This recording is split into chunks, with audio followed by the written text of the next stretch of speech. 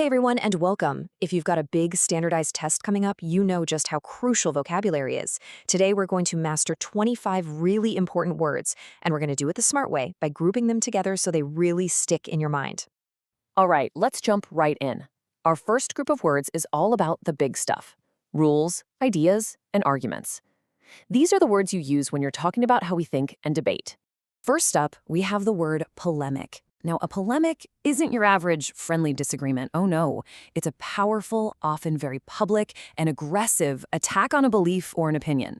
Imagine a journalist writes a fiery article completely tearing apart a new government plan. That article, that's a polemic. The goal isn't just to argue, it's to win, and to show the other side is completely wrong. Okay, now let's look at two words that are both starting points for thinking: postulate and premise. A postulate is a fundamental truth we just accept without needing proof, especially in fields like math. You know, like how we accept that a straight line is the shortest path between 2 points. We don't argue it, we just use it. A premise, on the other hand, is a building block for a specific argument you're making. For example, your premise could be, all birds have feathers. From that premise, you can build your argument and conclude, since a robin is a bird, it must have feathers.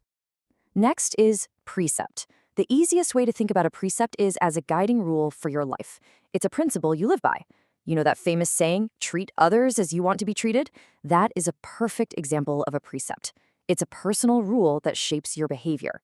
Now for a great comparison: platitude and pragmatic. They're pretty much opposites. A platitude is a statement that sounds deep and meaningful, but it's been said so many times it's become empty and boring. Think of someone saying, everything happens for a reason when something bad happens. It doesn't really help. Now, being pragmatic is the opposite. A pragmatic person is all about practical solutions. They don't have time for platitudes. They'd say, okay, that's a nice thought, but what are we actually going to do to fix this problem right now?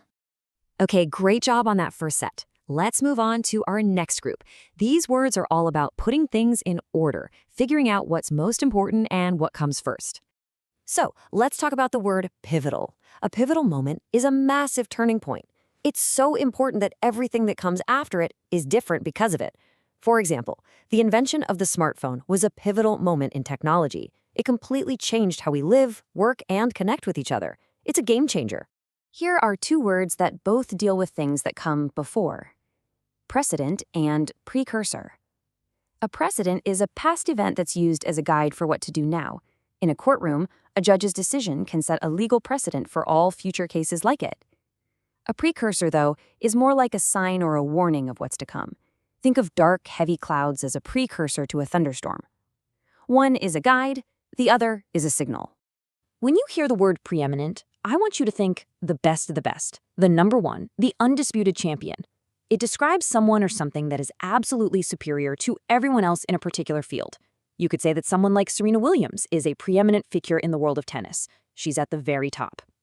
Okay, prerogative. This word means a special right or privilege that only a certain person or group has, usually because of their position or rank. For example, it is the manager's prerogative to set the work schedule for the team. It's their special power, their choice to make.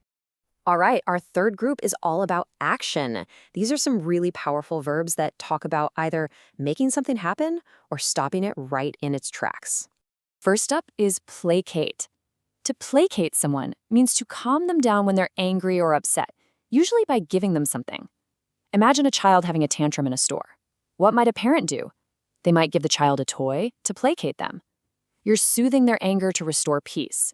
Think of the north and south poles of the earth, two complete opposites. Well, the verb polarize does a similar thing to people. It divides a group into two completely opposite sides with very little middle ground.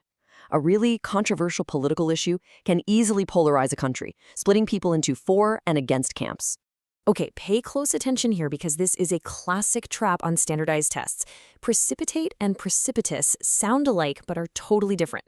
Precipitate is a verb. It means to cause something, usually something bad, to happen suddenly and unexpectedly. A heated argument could precipitate a breakup. But precipitous is an adjective. It just means very, very steep. You can have a precipitous mountain cliff or a precipitous decline in stock prices. One causes an event, the other describes a slope.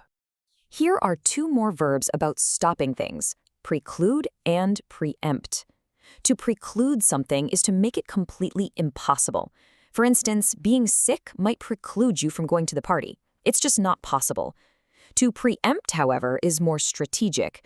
It means you act first to stop something from happening. If you rush to the store and buy the last gallon of milk, you preempt anyone else from buying it. You got there first and prevented them. Fantastic. We've covered ideas, importance, and actions. Now let's move into words that add description, emotion, and quantity. These are the words that really bring language to life. Let's look at two beautiful words for sadness: plaintive and poignant. The key difference is this. Plaintive describes a sad sound. You might hear the plaintive whistle of a distant train at night. Poignant, on the other hand, describes a deep feeling of sadness or regret inside of you. Looking at an old photo of a loved one you miss can be a very poignant experience. One is a sound, the other is an emotion. Our next word, ponderous, has two meanings, and they're both related to the idea of being heavy. The first meaning is literal, physical heaviness. An elephant's walk could be described as ponderous, slow, and clumsy because of its great weight. The second meaning is figurative or mentally heavy. This means something is dull, boring, and way too serious. A really long, complicated lecture could feel very ponderous. A portent is basically a fancy word for an omen. It's a sign or a warning that something big, and usually not good, is about to happen. You know, in old stories, a black cat crossing your path was often seen as a portent of bad luck. It's a sign of things to come. Okay, the word plebeian. This word originally came from ancient Rome, where it just meant a common citizen. But today, it's often used in a negative or insulting way. It describes something as common, or maybe even lacking good taste or class. For example, a very snobby character might call fast food a plebeian meal. It's the opposite of aristocratic or fancy. When you see the word plethora, don't just think a lot. Think too much or more than enough. A plethora is an overabundance of something. If a streaming service offers a plethora of movies, it means there are so many that it might actually be difficult to choose which one to watch.